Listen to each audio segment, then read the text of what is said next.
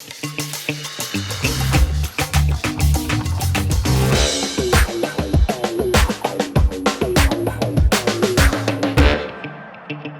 gold a must-have in your portfolio in 2019? George Milling-Stanley, head of gold strategy at State Street Global Advisor, joins us today to discuss strategic allocation towards gold in the new year. George, always good to be reunited with you.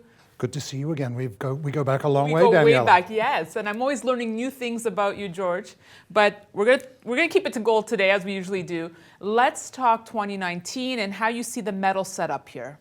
Okay, look, I think we're still trading within that very well-established range, which we've been in now for almost 6 years, between about 1,150 at the bottom, 1,350 at the top. We're smack in the middle of that. Today, in around about the 1,245 level. I think we've tested the downside a good deal in 2018.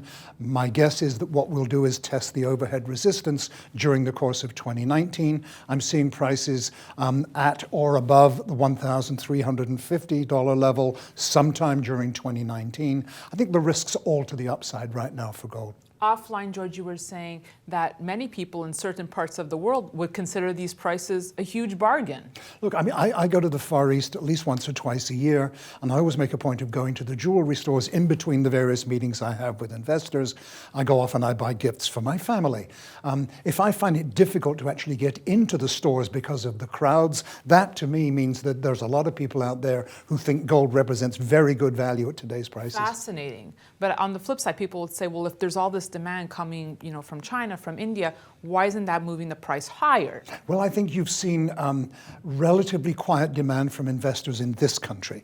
That's not reflected globally. Demand from both investors and for jewelry throughout the emerging markets is very strong right now. Demand for investment is strong demand for investment is stronger in Europe than it is here. But here, the investor doesn't seem to have caught on to the idea to the same extent as the rest of the world. I'm expecting volatility in all the financial markets in the course of 2019, and I think that's going to make gold look very attractive. So that's the wake-up call that you think it will take for investors? I think we're going to see a lot more volatility in the stock market and probably in the bond markets as well, as people gradually adjust toward more turbulent times, which is what I'm looking for. Looking to someone's portfolio, what's the proper use of gold in a balanced portfolio? I think there are really two things. I think that everybody should have a small strategic allocation to gold, and if they're smart, they'll rebalance that on a regular basis to hold it in the single digits in percentage terms in a properly balanced portfolio.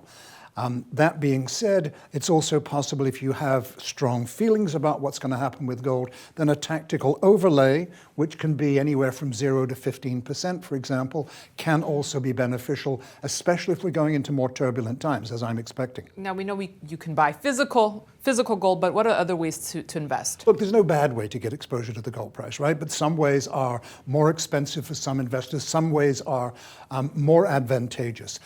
Since the advent of gold ETFs with GLD back in 2004, investors have put $30 billion worth of their money into GLD. They've put something like close to $100 billion into the total universe of gold-backed ETFs. I think that is a significant vote of confidence. Investors have found this to be a cost-effective way of investing. It's transparent, it's on a regulated stock exchange and so forth. It meets all the criteria that most investors want satisfied. Finally, George, we saw the headlines that really helped or drove gold prices in 2018.